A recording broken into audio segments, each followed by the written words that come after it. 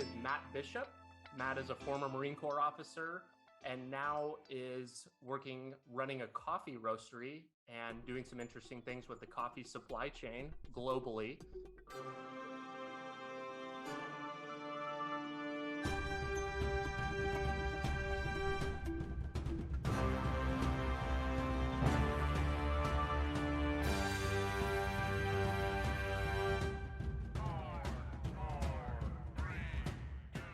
Matt, welcome to the show. Hey, thanks. I'm really happy to be here. Stoked for it. Me too. This is going to be a fun conversation. Do you want to give us a start out with what brings you here? How did you end up joining the Marines, or you went to the Naval Academy? Give us a start. How did you get here? Yeah.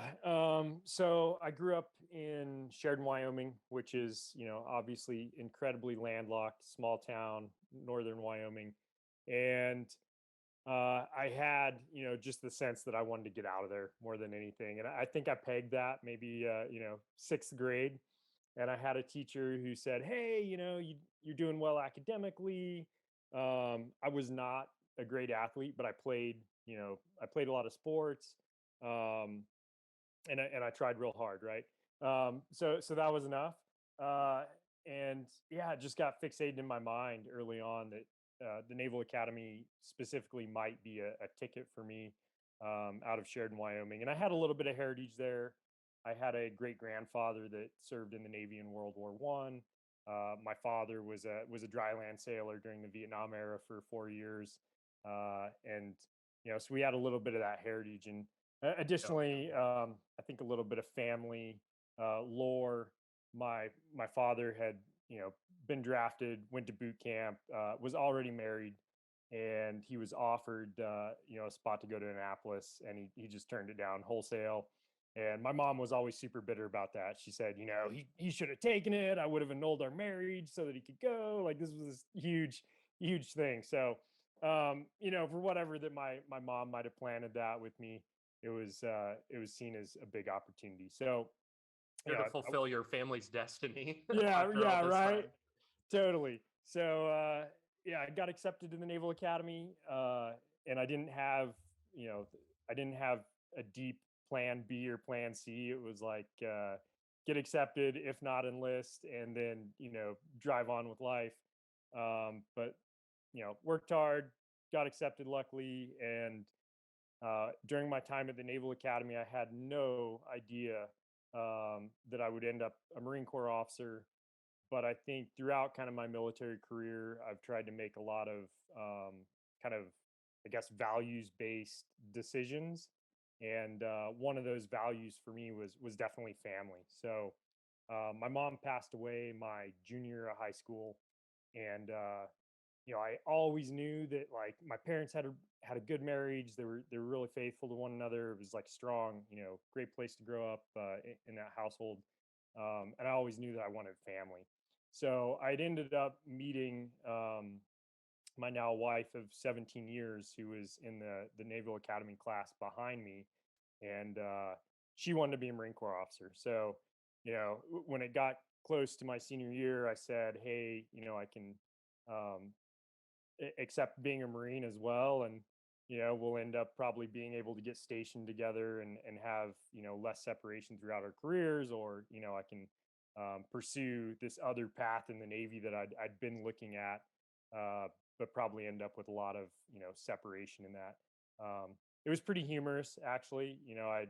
I'd done all sorts of kind of rigorous programs that were available throughout my time at the Naval Academy, and then but it done nothing for the Marine Corps. Like I looked at the people that wanted to be Marines and thought they were, it had like a cult like following for this institution, and we're just too extreme.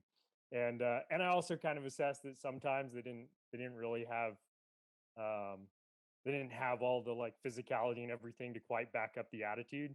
So I'd kind of steered clear of the Marine Corps.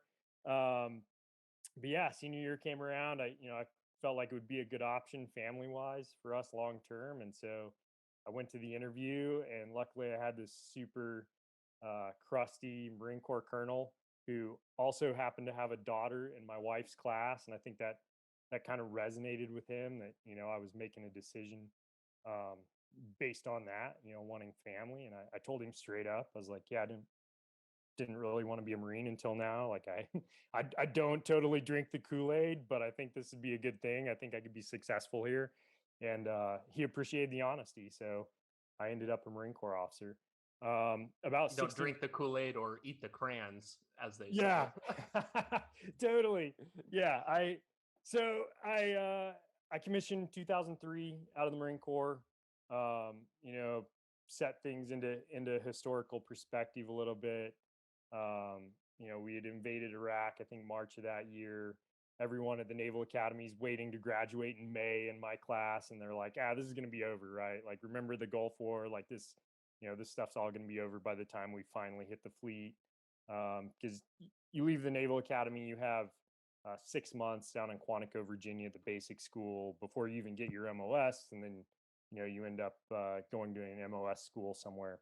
I went down, did my time in Quantico. I ended up selecting to be a combat engineer and went to a follow-on school, Camp Lejeune. And before I got out of engineering school, I ended up getting an individual augment billet to go to Iraq. So 2005 timeframe, went to Iraq. In that first deployment, I worked for something called the Iraqi Security Forces Detachment. So the Iraqi army had been completely tore down. The Iraqi Security Forces Detachment was there to basically rebuild all the infrastructure, both physical infrastructure, camps, and also the recruit a brand new Iraqi army. I was mostly on the infrastructure side. I was a combat engineer, so I was down building these, hundreds man, 900 to 1,500 man camps, mostly tents, generators, and then making sure that they were outfitted with electric and sanitation and all that stuff. Which I ended up being mostly the money guy, and working every day with civilian Iraqis who were staffing the camp, and it was absolutely an invaluable experience. It was awesome to work with civilian Iraqis every day and really get to know the culture. Because I left that deployment in the fall of 2005. I went to Okinawa, where my regular unit was, and they were deploying as an engineer battalion in 2006. I was picked to be the security platoon commander, and built up this platoon that was doing security for mostly route repair missions. But my battalion did route repair, route clearance. So, that time frame, 2006, really terrible year for IEDs in Western Iraq, and basically, the roads would just get tore up because the insurgents would put in an ID, would blow a crater, and then they would stash more IDs in those same craters. So the road kept getting narrower and narrower, and more dangerous. Um, but I took that platoon of almost 40 Marines on that deployment in 2006. It was definitely a lot more of a you know aggressive posture kind of deployment for me. We were doing a lot of mounted vehicle patrols, and then dismounted patrols, so that we could provide security in these areas where other engineers, either Marine Corps or Navy Seabees, were repairing the roads. And we went all over Iraq, so pretty much everywhere from Fallujah, Ramadi, all the way out to Al Qaim. So I should say all over Al Anbar in Western Iraq. So while I was in Iraq, the first time my wife moved our household to Okinawa, we had both, kind of, again, those decisions that we made, we both selected to go to Okinawa units there because a lot of people don't want to go to Okinawa. I had family history there. My parents had both lived there when my dad was in, so I kind of wanted to see the island. But more than anything, it was stability, right? It was like, hey, if no one wants to go to Okinawa, but we both want to go to Okinawa, like we have a good chance of having an accompanied tour there. So it worked out. She ended up going to a logistics unit. And then I actually, when I came back from Iraq 2005, I didn't have enough dwell time, time in between deployments, to really go on the deployment with my battalion in 2006. but my wife's battalion was also deploying at the same time as my battalion's 2006 deployment. So luckily, I volunteered. I was like, hey, I want to do this. I'll go early, so that we're both aligned, and then we're not, off on our kind of schedule. It was super interesting, right? Because one, you asked about separations. One of the beauties about being married to another Marine was like we both got it. Like we both wanted to deploy. We both understood that that was an important thing in the community, to get your deployments into Iraq. There's a lot of pressure, in Marine Corps culture at that time to do that. So we were both embraced that. But yeah, it was also awkward. The last 3 months of the deployment, I had taken I had left my initial security platoon, taken another security platoon that was stood up, and taken them to Al Assad, Iraq, which was the base my wife was doing security for convoys out of. And we were there, and I think her leadership didn't want her hanging out with me. It was this weird thing that they were No like, funny business. yeah, exactly. And we're like, wait a minute, we're married. Who else is Right. on the same base in Iraq? And just it was so a little tense at times, but so weird, right? Like who in the civilian world would ever think that their boss would not want them to spend downtime with their spouse, outside Right. of work. That's And such a strange dynamic. yeah, and it was stressful. I think we both compartmentalize information differently, but I would kind of just turn off. Like when she was out on her missions, I didn't want to track him. I didn't want to know anything about him. Like she leaves, she comes back, great. But she would go over to the ops center that I was managing whenever I was out, and my staff sergeant would sit there, and he would like, they'd hang out, and he'd pass on the reports and stuff that we were sending back. Yeah, that's cool. Like you said, probably a very interesting dynamic. You touched on something that I kind of am always curious to ask about when people bring up, but you're talking about Marine culture and that like drive to deploy and like go and do something. Can you talk to me about why you think that that is? And did you receive that? Like, did you get that sense of satisfaction? Was that fulfilled during your time in, or like over during the deployment? Yeah, I think I mean, I have two Iraq deployments. Like that's minuscule in the stacked up against people that I know that did 7+ deployments. And that just happened, part of the function of being with a unit out of Okinawa. The op tempo of those units going to the Middle East wasn't as heavy, um, because those units are seen to have a specific mission, um, there in that part of Asia as well. So they weren't pulling people to Iraq as much. But yeah, absolutely. I mean, I thought that it was important to deploy. I felt that pressure, and I think it boils down to, there's the training element that we all do, and then there's are you actually doing your job in real world? And everyone used that analogy, like it's the Super Bowl kind of thing. And yeah, if you're going to do all the time training, like you want to see it come through. And I think definitely, I'd spent so much time, the Naval Academy is really heavy on leadership, and really breaking you down initially, but then kind of instilling in you a lot of kind of ethics around how you lead. And I wanted the chance to lead when there were heavy moral decisions to be made. That was something that I did get the opportunity to do, and it was totally gratifying. So in that sense, for me, it wasn't the gratification wasn't like, oh, I went and like now I can say I deployed, because I mean, as for a Marine in that era, like 2 Iraq deployments, not a huge amount. It wasn't the quantity, but it was the quality of the experience. I think every young second or first lieutenant wants to be a platoon commander in combat, right? I mean, it's like instilled into you at that point. Well, and I think that a lot of the people that I talk to that get out and talk poorly about their time in service for whatever reason, a lot of it stems from missing that feeling. There's like this weird kind of like primal urge that's baked into you throughout, like in boot camp, I'm guessing. I think that everybody has it to some sense. Um, but when you get out and that feeling hasn't been satisfied, it almost maybe doesn't feel like it's a waste, but like there was something more that could have been done. And so I'm curious and curious to ask people that feel like that they met that.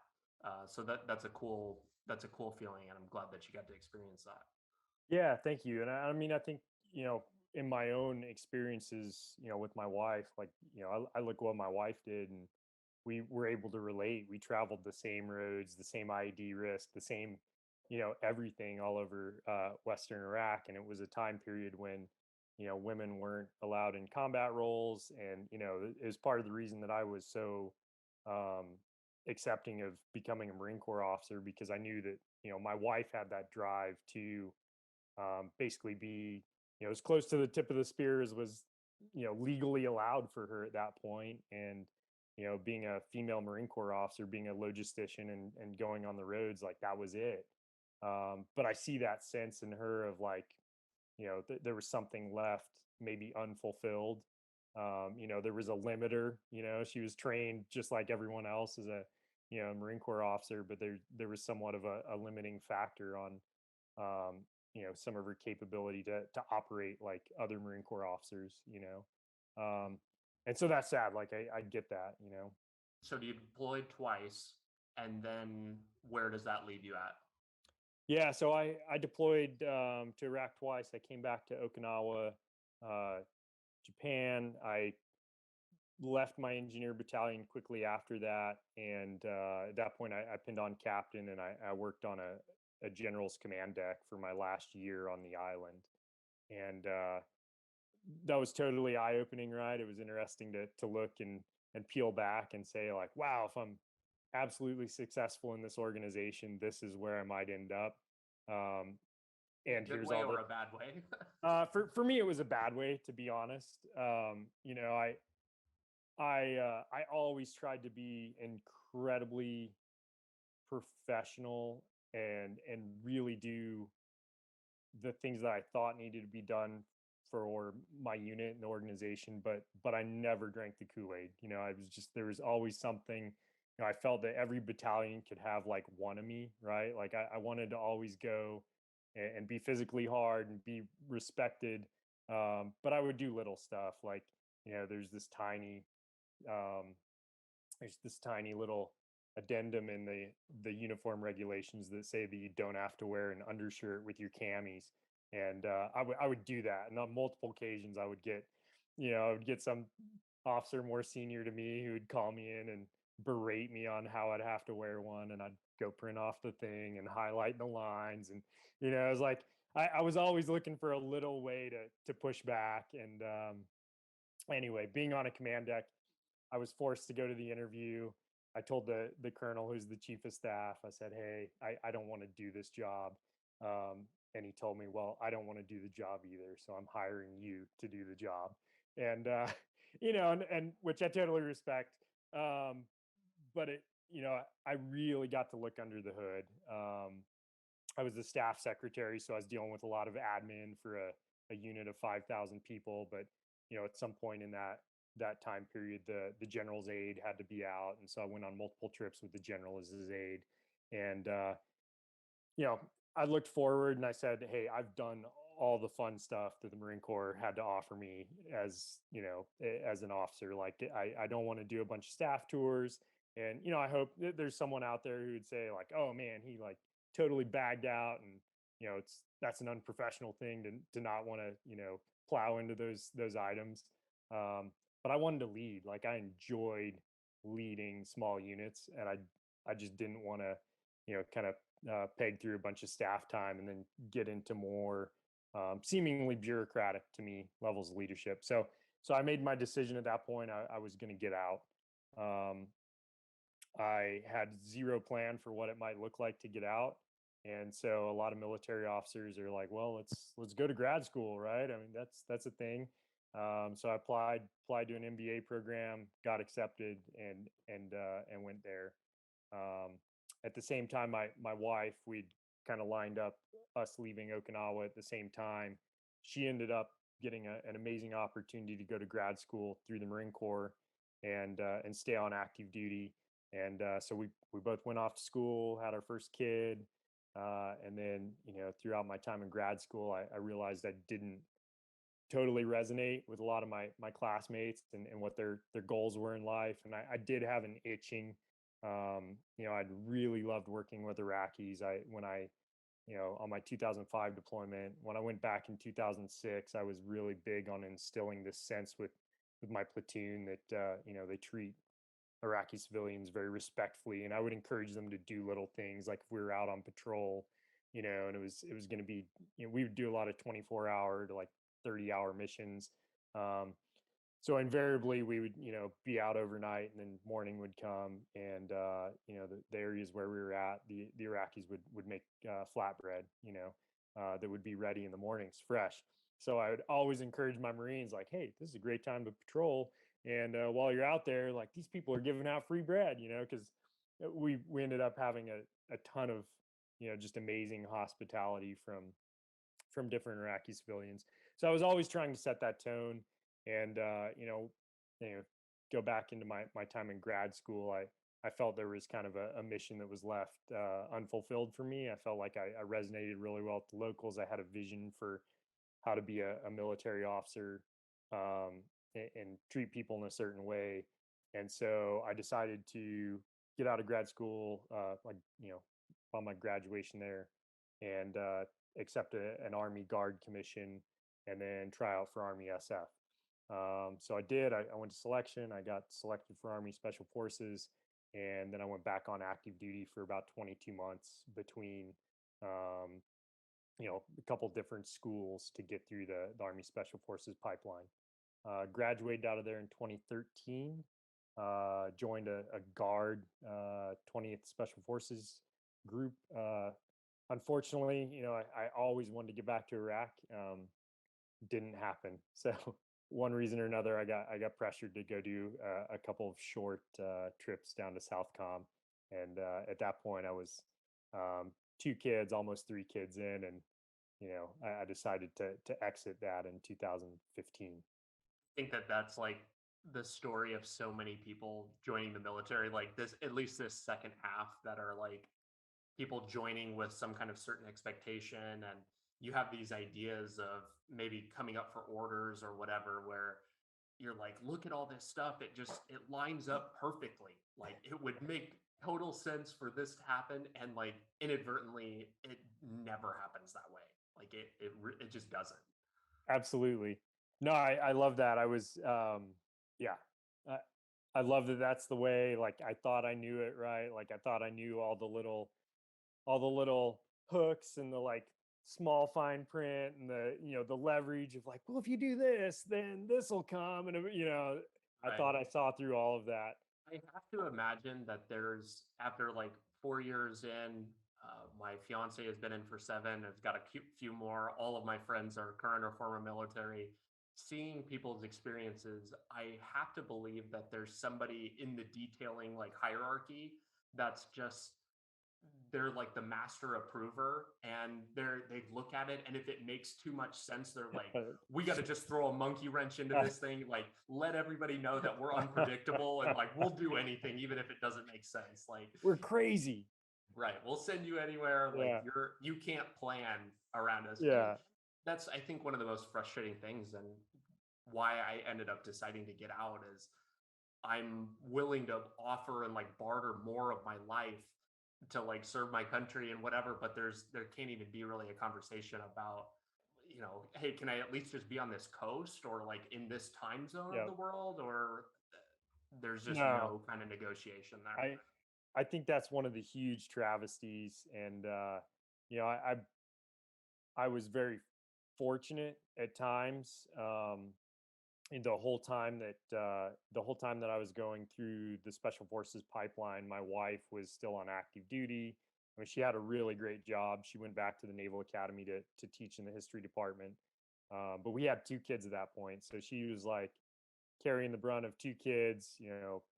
Marine Corps captain, and I was down in either Fort Benning or Fort Bragg that whole time, and I remember butting heads with people on multiple occasions because I was making all right money as a captain. I was like, hey, I want to go see my family, my wife and 2 kids. Like Southwest has flights that are cheap as dirt, and I'd always run up against that, like, well, that's outside of the Liberty bubble for your Oh, yeah. weekend. And that's one very negative comment that I think I have, that, a lot of times I think the military just burns up families when it doesn't need to, with silly policies, right? Like that.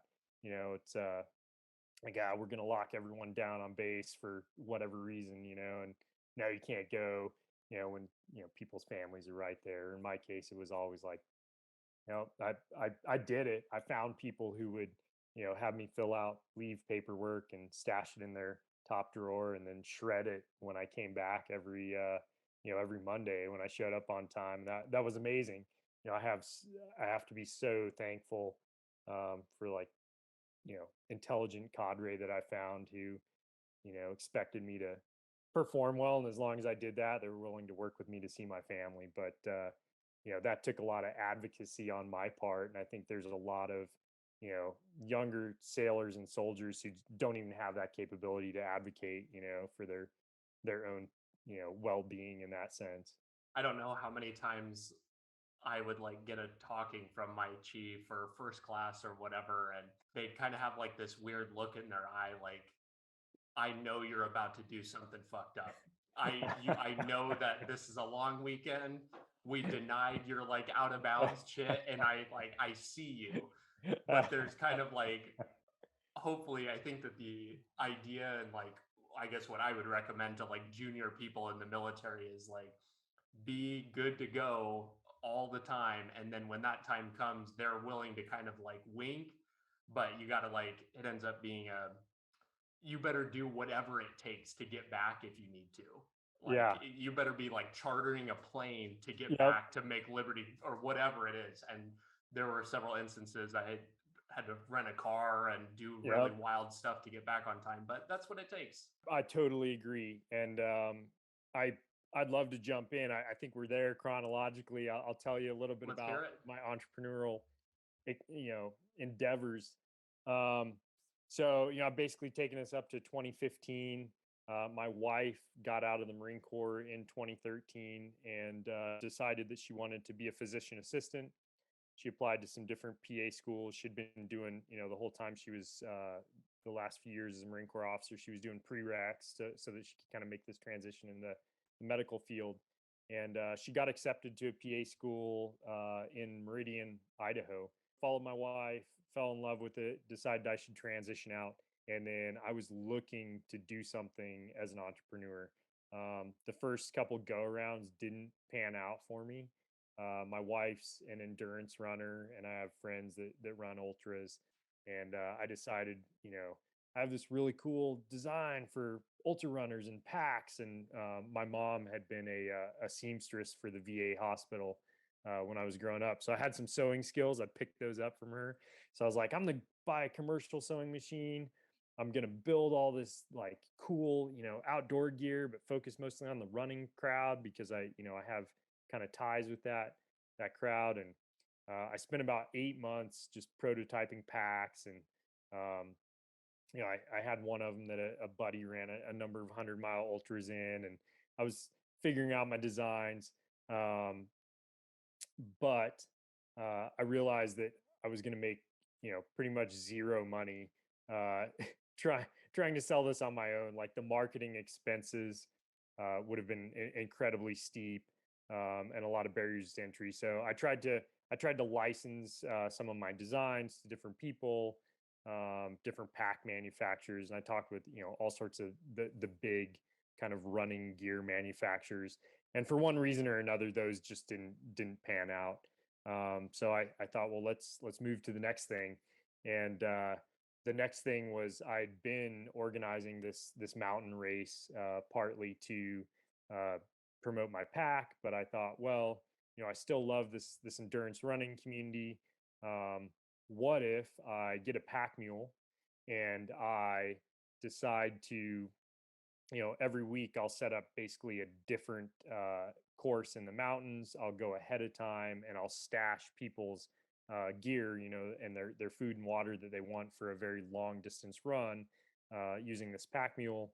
And then people can basically do a really unique, different long course run, to train every weekend.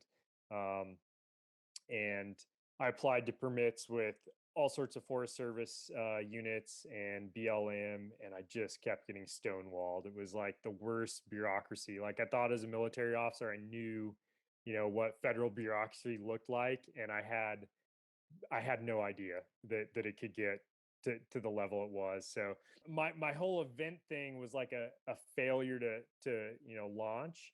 But in the meantime, I'd had this crazy idea that uh, you know, as a side to this event series, I was going to have this pack mule and I was going to set up a small coffee operation, in the on the trails, where people had to, run or bike or whatever in, a couple miles, and then they'd all congregate, buy coffee.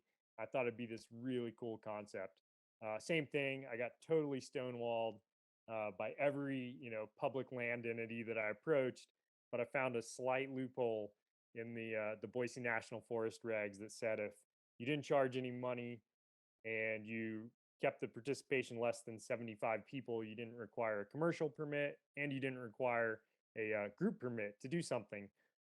So I was so entrenched to this point that I said, "Hey, I'm doing this." So out of my own pocket, I started loading up a pack mule named Richard. By the way, I bought a pack mule for this. Very cool. Loading up Richard with a coffee setup to be able to do pour over coffee, and I would go in on Saturdays and announce a different location, each week where I was going to be, and I just set up and serve coffee to people. I didn't accept tips. I didn't accept donations in the early days. It was just like, totally letter of the law. So I fit into the Boise National Forest regs, but I was really just I had a lot of angst at how I'd been treated. But I got this thing off the ground, and it became, better than I ever could have imagined. Like it became this kind of cool, community following. Um, and the first summer in 2016, I did 18 of these trail services. So I was gone a lot of the weekends, Yeah. out of the house doing these. But it was awesome. And then a couple private landowners in the area around Boise, Idaho here, gave me permission to use their land, you know, told me I could charge, whatever I wanted. And we started using their land because they have public trails that have easements across the land.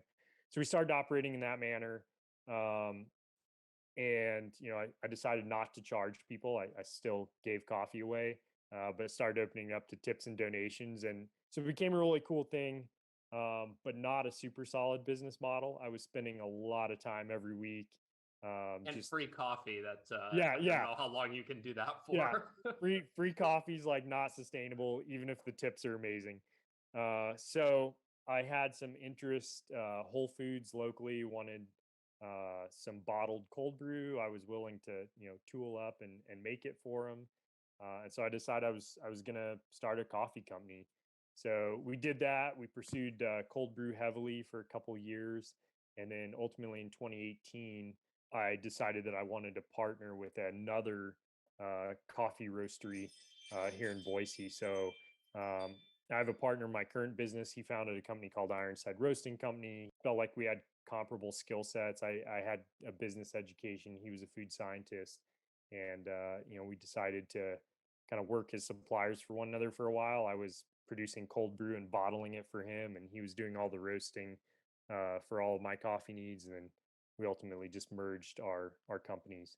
Um, that's a lot of minutia on the business. So I'll give you the once over now. Yeah. Uh, we run a roastery out of Boise, Idaho. We have 4 brands that we sell mostly into grocery. So the Cafe Mule, the initial brand I founded, Ironside Roasting Company, my partners, and then we have a brand that we sell mostly to Wincos, which are like the kind of more budget grocery store here. and then we have a brand called Direct Access. And Direct Access is something we started a couple years ago, and we felt that fair trade has created this really cool sense in the market that we should be doing better for farmers and people who are producing. But if you ask the average consumer what does fair trade do, they don't know. They just look for a badge on the bag that says fair trade. And so first we asked, well, what does fair trade do? And then we said, well, maybe we can do a lot better and do something differently. So Do you we know just that something was like understanding what fair trade was? Did you say, oh, this isn't good enough? Is that what kind of led you to kind of pursuing the rabbit hole a little further? Or what was the inkling that led you to go past that? Yeah, I think we had a sense that there could be more done. I mean, we've been trading, we've been trading coffee. We've been purchasing coffee from importers for a long time. We understood some of the cost structure. We were reading a lot on the early supply chain, so from farming to milling to exporting the coffee, and it just didn't seem like the fair trade minimum price was a lot. So and the coffee pricing globally is really erratic. It goes up and down quite a bit. And fair trade has a component where they set a basement price where if the market is below the basement price, they ensure the farmers get that basement price minus some expenses. But if the market's up, they get the market price. They get whatever they can get, which sounds really good, but from year to year, it can be still really volatile on whether a fair trade farmer is making the basement price, which we didn't think was a lot, or they're making something a little bit better than that. So a lot of the questions we asked were, how could we provide one a higher return to coffee farmers, specifically very small hold coffee farmers, and then two, how could we provide more stability to them? And that was just like a really fascinating problem. Um, Coffee in general, coffee culture's become significantly stronger, I think, in the last decade than it was previously. And you have a lot of third wave roasters who want to tell you, where the coffee came from and how it was processed and who the farmer was and, all these different things. Um, but they don't ever actually meet the farmers, right? Or they'll tell you that they do direct trade where they pay farmers directly, but oftentimes that's really abused that language. So, the roaster maybe went down and met the farmer one time, but they're still paying an importer exactly what the importer wants for that coffee. There's no real change in the finances, um, the financial outcome for that farmer. So coffee is very transactional. Most coffee is grown on small farms. It's grown on steep terrain.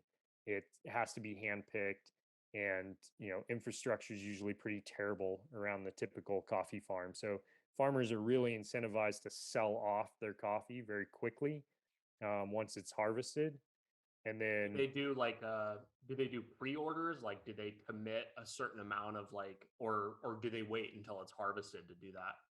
yeah, so I mean there are definitely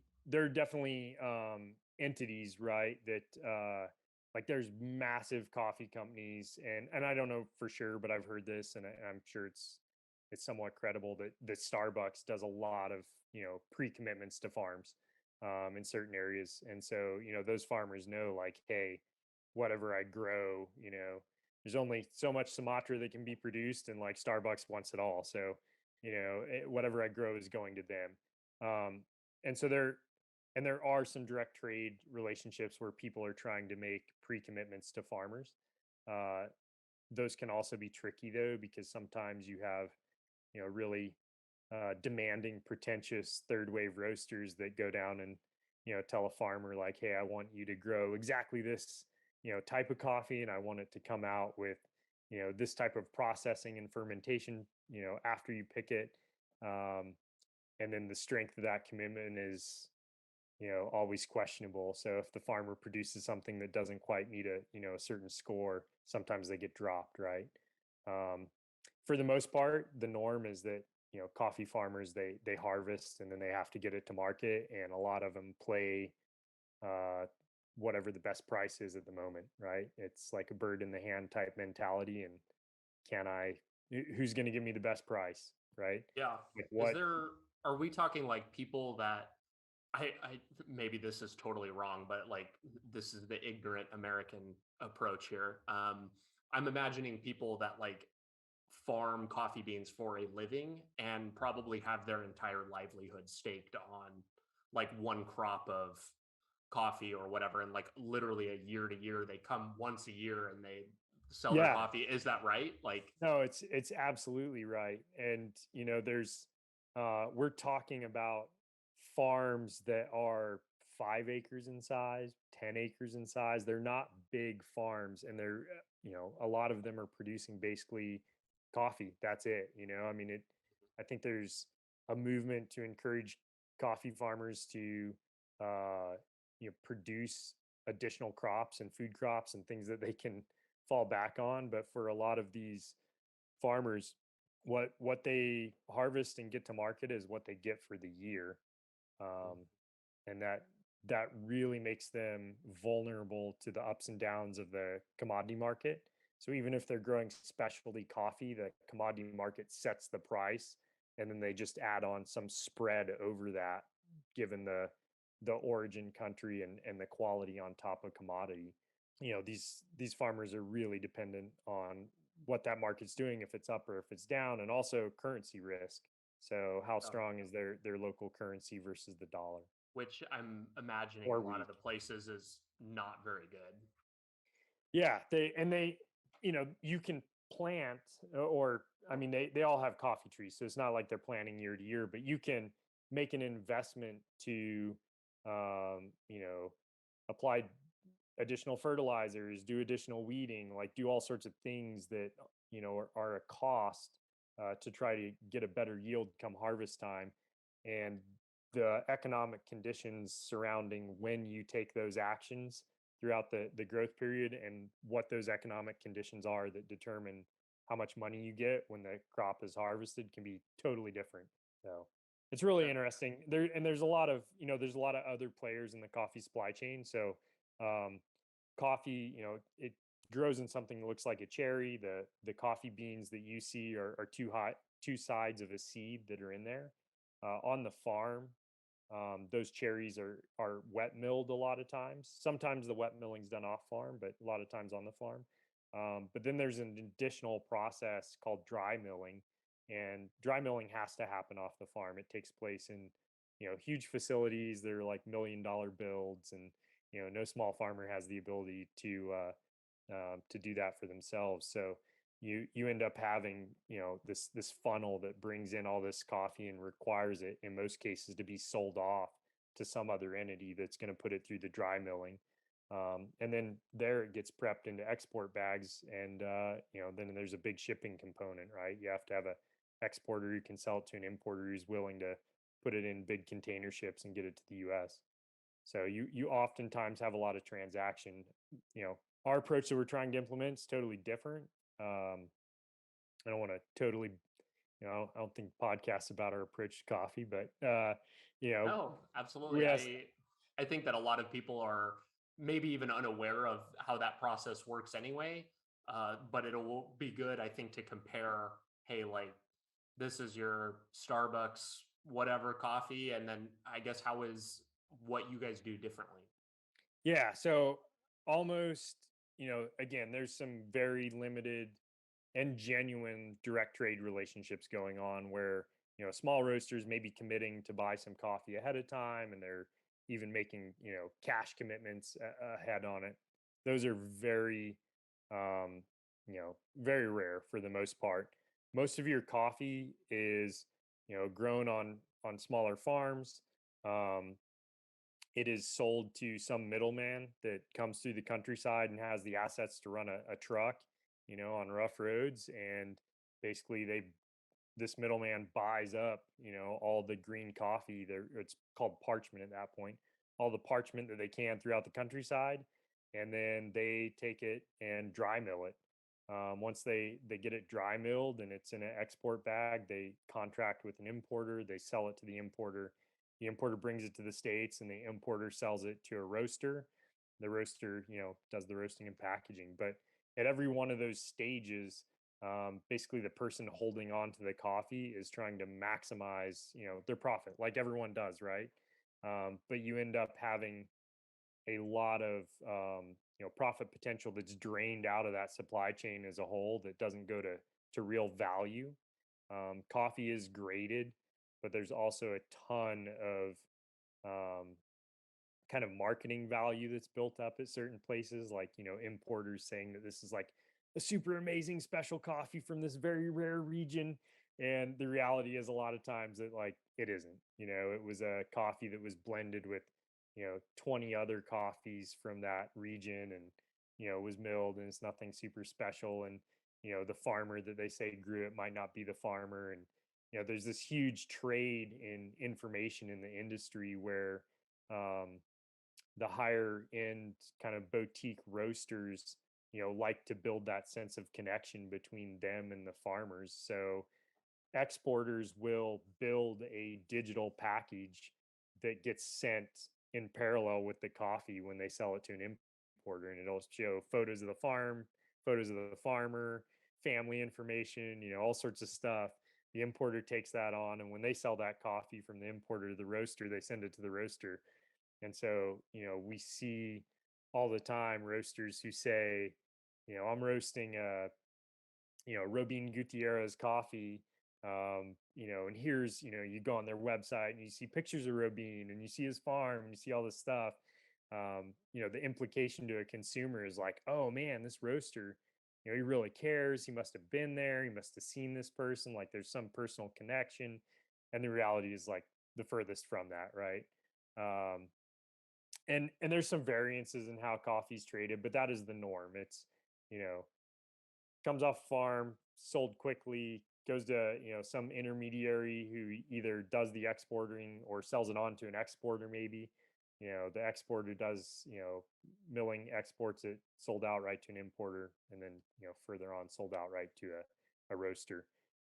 What we said is, we said, look, all those prices that the farmer's receiving under that system are really erratic, because the commodity market for coffee is really erratic. Uh, Coffee farmers tend to get also very low prices, and a low overall value capture compared to everyone else. How can we do it differently? We looked at the retail market and we said, the bag for or the price for a 12-ounce bag of coffee in the grocery store is like, it's the same this week as it will be next week. If anything, it's going to go up, but you don't go to the grocery store this week and a bag's $12 and next week it's $8. Like it's always $12. So we saw that there was a lot of stability in the end retail market, and we wanted to know if we could pin a farmer's outcome to that end retail market. And we said, you know, sure, we could do that if a farmer had the capability to hold on to their coffee, pay for it to get dry milled, pay for it to get exported, pay for it to come through the US port and be imported, and then could hire someone to roast and package it for him and get it on a grocery shelf. Like if a farmer could do all that, a farmer could basically make $12 that 12-ounce bag sells for on the shelf, minus all the actual just value added service costs of getting their coffee there. And so that's what we're trying to replicate with our direct access brand. That's our program. We go down, we identify farmers that we want to work with. Typically they're very small farmers, and we say, hey, we know that you can't survive if you don't get a payment when your coffee leaves the farm. So we're going to build a relationship with an exporter. They're going to buy your coffee. You're going to get a market rate for your coffee once it leaves the farm. But then we're going to work with that exporter and an importer to keep the costs as low as possible, to move this farmer's coffee through the supply chain. We're going to roast and package the coffee at a reduced rate other than what we would capture. We're going to be super transparent with everyone's fees. And then once a farmer's coffee actually sells on a grocery shelf, we give them that amount minus all the costs that came out to include our own costs as a roaster. Um, so we can make, over a program like Fair Trade, we can make 2 and 3 times, the profit for these farmers. It's really rewarding. If it's 2 to 3 times the profit for the growers, that's significant. Yeah, no, I mean, it all depends on the country where the growers are and what the costs are for us to work with exporters and importers to get that coffee into the U.S. So, in some cases, we may be making an additional 25 cents per pound in just straight profit that's ultimately going back, to that farmer on top of whatever they were paid when it left the farm. In some cases, we're making, 80 cents or more. And we have a goal. We know at what scale we can get to kind of maximize that, right? Like one of the big hurdles is the shipping piece. It takes about 300 export bags of coffee, and every export bag's 69 to 70 kilograms. It takes 300 of those bags to fill up a container to be put on a ship. And so we have goals of every country that we're working in to get to the container level, because once we get to a container level of coffee that we're pulling out of that country, we're able to really negotiate down all the fees with exporters and importers. So that's kind of this kind of golden unit that we have right now. We're working with farmers in Nicaragua, Guatemala, Peru, Indonesia, Ethiopia, Honduras, and Colombia. And in each one of those areas, we have a handful of farmers or ones and twos that we're having to negotiate their coffee being put in with these big shipments of other people's coffee. So really cool, really fascinating challenges, at least for me. I mean, maybe not everyone finds it fascinating, but that's the economic side of it. I think the the side of it that really goes back to service. I mean, this is, we're talking about kind of our service and how that plays in is kind of the human connection, right? Like I find the coffee industry to be disingenuous and jaded. I find consumers are duped, right? And thinking that all these roasters have this amazing caring outlook for the producers. And I think the roasters and the importers and exporters are really jaded in passing on all this information and allowing for that duping of the consumer. Um, and we really want to build genuine connections. We put the the picture of the farmer whose coffee's in the retail bag, like right on the front of the bag. And we want people to see their face. We want people to have some understanding of there's a real person behind this at the end of the supply chain. They have, we want them to have some curiosity in what that person's life is like at some point. And I think that's a constant challenge for us in how we message that, do it authentically, and do it in a way that doesn't have us slide into what the rest of the industry does. And that's part of us trying to get down and actually visit our producers, and also trying to share information with the producers that work with us. So we're really trying to focus in on some of those things that treat people really well, that like build a genuine, deeper connection. And going back to my service, that's what I took.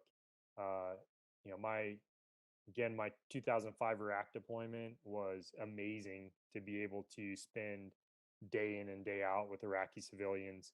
Um, it kept me or put me in a place to make really really good decisions when I had a much more um, kind of danger laden, like uh, deployment that required some finesse in how I operated and led people. And I'm super grateful that like I would in 2006 I would um, come across Iraqi civilians who maybe we'd just gotten shot at, or an IED had gone off or whatever, and we had to search homes and we had to do all those kinds of things. But I had the lens to be able to see that maybe they were just people who were just caught in the middle. They were just there. And I think, a lot of people lack that lens if they maybe, um, you know, grow up in Wyoming like I did, but aren't exposed to a lot of the world, and their first exposure to an Iraqi is on my 2006 type deployment and on my 2005 type deployment. So I thought that level of understanding, even if you've never met someone before, just for where their position in life is really important. It's something I'm really trying to build into our coffee company and with our direct access program specifically. I think there's something valuable in a consumer understanding that you know uh, coffee farmers aren't to be pitied necessarily, but like I've visited coffee farmers in Peru this summer who you know they have dirt floors. Like that's how they roll, right? Like that's how they live. They cook everything on wood still. They are you know they don't go to a grocery store. They kill the chickens on the farm, and they you know maybe they go to a grocery store, but it's far and few in between, right? Like just a different idea of people's kind of place in life. I think is really cool. Yeah. Well, and I think that you're hitting the nail on the head and going about that the right way. Um, really focusing on transparency. We live in a world like this internet world where there's a million different types of coffee you can buy. There's a million different types of every single product, and everybody is looking for a way to differentiate themselves. But at the end of the day, it really comes down to what's people are looking for what's real now. I feel like we've gone through that phase of, oh yeah, like the organic this, or maybe it's free trade that, or this wasn't made in China, or all these different phases. But what I think is at the end of this road is people that are ultimately perfectly transparent with what they do about their costs. That gives you so much buy-in as a consumer or somebody on the other side of that, that it's real. And like you said, you feel like you're not being duped. Yeah. We get duped on the internet all the time. People get scammed or whatever, but this is the way around that, I think. Yeah, no, absolutely. I mean, that's what we're hoping for. The challenge for us is, how can we get people to care about that transparency, or how can we communicate it in a way that is really uh, quickly powerful, so that they also say like, I can feel good about this. And you have the people that do that and drive on with their life and don't spend more than 10 seconds thinking about it, and then you have the people that really dig in deep and totally get what everything that we're about. That's a challenge. I'm not sure that my military background prepared me for that. I mean, there's probably something. Eager to kind of hear more about like what the size and scale of the business. I'm not sure how much of this you can tell me or if you want to or not, but can you give us a sense of how many pounds of coffee beans are you guys roasting? What are you guys doing in sales? Like you said, if you can share that, and what do you hope to be doing in maybe 3 to 5 years from now, and how you're going to get there? Yeah, I mean, we're not massive. We have regional distribution with two of our brands. So Cafe Mule, the brand that I founded, is in 34 Albertsons in 4 states.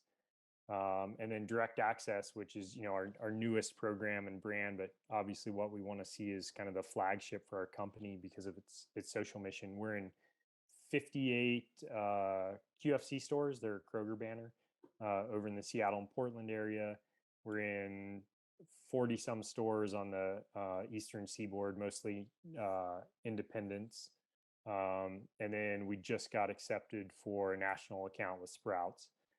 So we're moving along. We're executing in grocery. We like grocery over selling to online, because the marketing expenses are super heavy online. And once you basically get a grocery account, if you do well, there's a little bit more stability there. So anyway, what's that? Yeah, Predictable. exactly. I mean, we're trying to benefit smallholders who we want to work with year after year, and we want to see them put in a little bit of their crop one year and more the next year, and like really gain confidence in us. And the more stable we can be on the sales side, the better. We should do around 500,000 in sales for this year. Again, we're not massive, but next Don't year, undercut it, man. That's no. huge. It's cool. It took us a while to get there, but I think not trying to undercut it, but I've seen I've seen the work to get there, and I'm really proud of that work. Um, but it's not where we want to be, right? So, I would love to be deployed in, four really great national grocery accounts, and I'd love to be doing like $20 million in sales in a few years. So we have about a 40-fold growth that we need to make happen to get there. But we're gonna swing for the fences. Well, and I think that I don't know that there's really any other way to live, to be honest. That sounds really extreme, but you talked about something earlier that really resonated with me, and I kind of want to tie it into the entrepreneurial journey for those that are interested. You, at like multiple points in your career, or like everything that you've told us, you realized that you weren't totally sold out on what you were doing. And it was okay to like not call it quits, but sort of, and Yeah. say, hey, like I don't want to be a Marine Corps lifer, or I don't want to, do the National Guard thing forever. Like, and that's okay. And it is okay to go 100% all in on like what you're passionate about. And I think it's clear that you are passionate about this. Yeah, thank you, and absolutely. I mean, I'll take it back to, I didn't want to be a Marine to start with, but it was a values decision, right? Like it supported my family, and I'm super proud of that organization, by the way. Like I could say, critical things like we can all say, and I think there's, it would take like another podcast to hear my thoughts on whether we can actually execute counterinsurgency with as a broad mission with anyone we have in any of the services, right? Yeah. Eh, Total different podcast for that, probably, but yeah, with any critiques that we might have, like that organization gave me so much. I mean, I have a very um, it gave me opportunity to really hone my leadership style into something that I was comfortable with, and it's been incredibly valuable that I brought with me, into my entrepreneurial journey. Um, but yeah, I'm getting a little bit off track, but like value based, right? I went into that organization not necessarily wanting to, but it fit, my other values of wanting to have a family. Like I knew I wanted to have a family fairly early.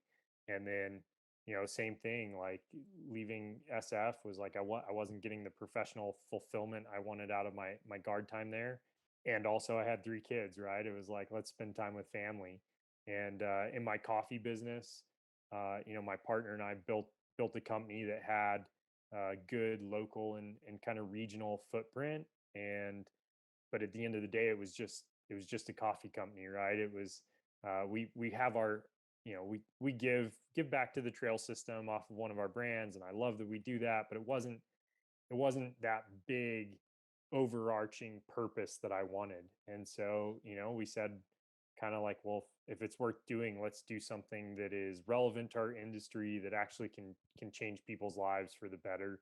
And so that's why we launched Direct Access. And yeah, we have super ambitious goals there, but it fits our values, right? I have that value of doing something that kind of impacts lives, because that was something I carried with me for sure. I mean, I had I had my doubts on our um, the success we may or may not have through our actions when I was a deployed Marine. But I knew that I was where the rubber meets the road, and I knew that I could have individual impact on the people that myself and my platoon members came in contact with. And I was super proud to be able to do that, right? Because the Marine Corps culture isn't always positive, depending on who's kind of taking that culture on board and leading with it for the moment. And I saw people who didn't have a lot of regard for Iraqi civilians or an understanding of the place that they were in, and did things that ultimately hurt the mission as a whole, right?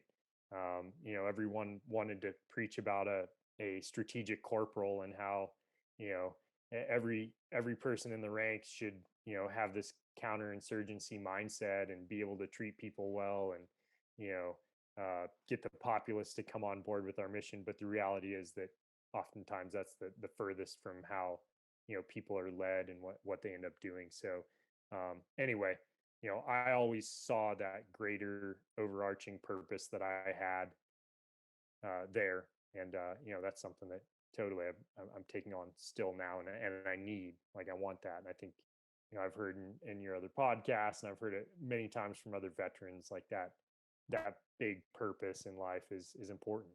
You know, something that I think we all wanted. That's why we went in. Yeah. What would you say, or what advice would you give to somebody that is maybe doing something? Maybe they're in the service, maybe they're working a different job, whatever it may be, doing something that doesn't fulfill that value, whatever our number one thing is, like yours is your family and taking care of people. How can people square doing something that doesn't fulfill that? Yeah, I mean, at the same time that you know, I have the opportunity, you know, at this point to try to do something that fits a broader purpose. The reality is, for the first 3.5 years into my coffee company, I didn't. Like, I literally just had to get out there and, you know, produce and sell what I could sell. Like, there was no ability to, you know, take on a broader mission, or at least not a really significant one. And so I would say that, you know, don't give up on the dream. Like, look for those ways to fit into a broader purpose, and maybe as an extra, you know, an extracurricular item. But professionally, like, you know, you got to pay the bills first, I think, and you got to take care of you and your family, and don't get dejected if, you know, your immediate, you know, professional career doesn't fit in with that broader purpose. I wouldn't give up on looking. Like, you should still try to meet that, but, like, don't get down on yourself either, because you got to pay the bills. You know, and it took us in our business a long time to get to where we could, you know, um, take money out as founders. And, you know, we're a small shop now. We're 7 people total, and I love that. Like, paydays are super fun for me because, you know, I know what it took to get there, and I'm like, oh yeah, let's write checks to everyone. You know, like, it's so. I mean, I do it on QuickBooks, but the thing is, like, it's super fun Feels to good. know, like, yeah, it feels good. It's like, yeah, damn right. Like, we have a business that produces enough money to pay all these people a reasonable salary. And, you know, I always want that to be more, and I always want our benefits to be more, and I know how we can get there. But, like, it just feels good, right, to produce that and do it. But it takes a long time to get there. And, you know, I remember the days when I was, like, making nothing, and um you know, negative if we think about the free coffee. But you know, I was like, you know, those days when I was calling people and, like, hey man, like, I got a big bottling day for cold brew, like, we're doing a massive run, can you come help me out? And, you know, I had so many people that helped me out. And, you know, you're gonna, and my wife's, like, you know, working full time as a PA, like, doing all the heavy lifting on the family finances. You know, it's like, it takes a while. So, you know, everyone's situation is different. And I wouldn't want people to get discouraged because they don't find that massive overarching purpose in their professional career all the time and right away, especially doing something entrepreneurial. Yeah.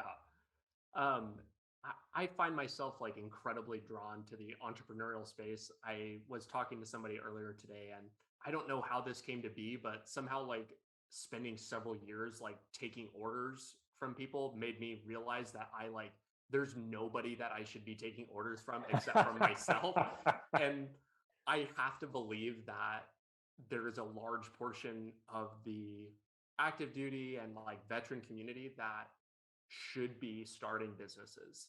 That I know that I'm not the only one that feels that way, or at least I hope not. At least me and you, we've got 2 on this podcast. Yeah, yeah. Um, Very scientific sample there. right. Yeah, Yeah. that's an official sample. Um, how do people, maybe it was obvious to you, you know, you're up there giving free coffee and doing that thing just because you like running and we're in that space, but how do people find that thing, that fire that gets them up? And like I said, you're incredibly passionate about this. if somebody's looking for that, how do they find it? Yeah, I mean, I think maybe how do they find the passion is not the right question.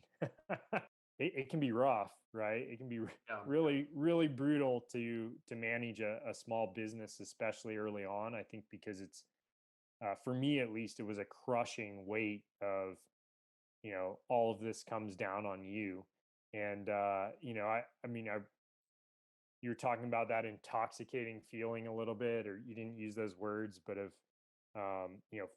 feeling fulfilled as a someone who's deployed. And for me, for sure, like I can remember like staging up, getting ready to go out on a mountain patrol at night, and like standing on the hood of the Humvee, and doing radio checks with everyone, and like, oh yes, like everything's down to me, like whatever happens, good, bad, or indifferent, I'm gonna have to make decisions. And like that was like this intoxicating feeling of you're in it, and the buck stops here. Even having had that experience, the experience as a small business owner, um, it felt way heavier to me than those Really? combat experiences. Like that feeling of whether we're solvent and make money or not is me. Like it came down to my decisions. And early on in a business, you're everything. You're the accountant, the HR person, the marketing person, the production person, the delivery person. You're the Yeah. everything person. And so it leaves little bandwidth to actually like assess everything, and make maybe decisions the way you would want to, or at least that was my experience. And so it makes it all the more, I think, just mentally challenging, and kind of crushing of how you know everything is on you, the buck stops here. It can be a wild ride, and I think you you have to be really ready to you know you have to be passionate going in, I think. Yeah, I think that that's right. I've got one final question for you, and this might be the heaviest, like most critical question of this interview. Do you still have Richard the Mule? Oh, absolutely. Yeah. Oh, yes. Yeah. No, That literally Richard. makes me so happy to hear. Yeah, Richard lives about 5 minutes away. I have a plot in town, but he he lives right over the hill from me. Quick drive. We still take him out. We did 2 trail services this summer, so people are always asking. I don't have a personal Instagram. Our Instagram is at Richard the Mule, so he manages our social media for that brand. And Perfect. yeah, yeah, no, I love that guy. He was Richard was like life changing. Like some people don't like animals. They're just not, it's not their thing. And I get that. Like I know plenty of people like that.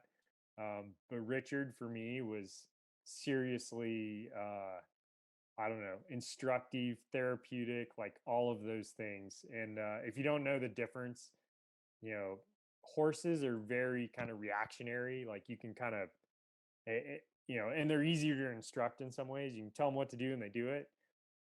Mules, you have to like build their trust and make them feel like they're safe, and get they you have to really massage them, and a lot of times kind of set conditions for them to do exactly what you want, which was awesome.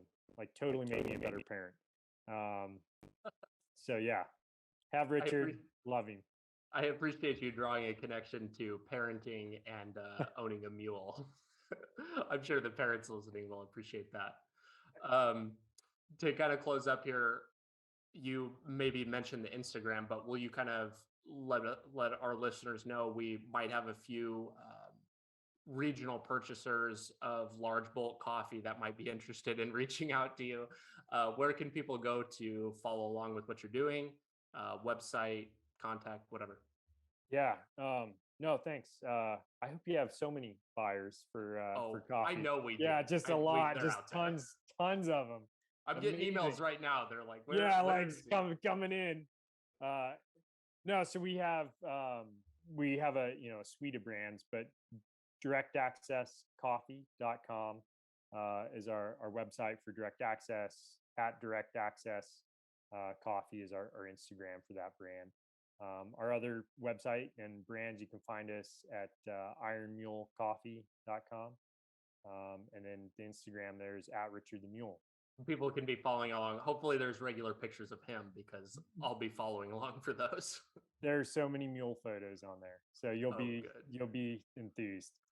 Awesome. Well, this has been really great, Matt.